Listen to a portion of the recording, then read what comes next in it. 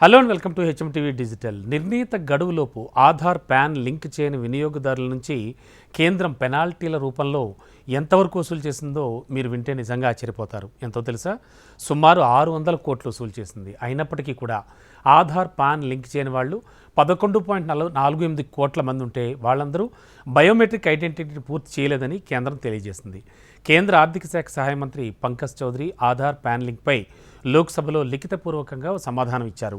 అంతేకాదు క్వశ్చన్ అవర్లో కేంద్రం ఉచితంగా ఆధార్ పాన్ లింక్ చేసుకునేందుకు జూన్ 30, 2023కి చివరి తేదీగా నిర్ణయించింది.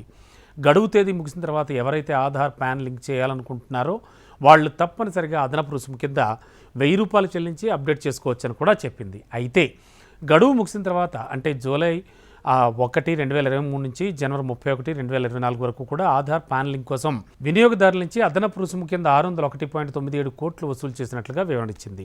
ఇంకో పని కూడా జరిగింది. ఇన్కమ్ ట్యాక్స్ డిపార్ట్మెంట్ అధికారులు పన్ను చెల్లింపుదారులకు ఆధార్ పాన్ లింక్పై పలు సూచనలు కూడా చేశారు. ఆల్రెడీ జూలై 1, 2023 వరకు ఆధార్ పాన్ లింక్ చేయని పక్షంలో వారి పాన్ కార్డు బ్లాక్ అవుతుందని, ఒకవేళ ఆదాయ పన్ను చెల్లింపులు చేసినా కూడా ఫండ్ రిఫండ్ చేయమని స్పష్టం చేసేసింది.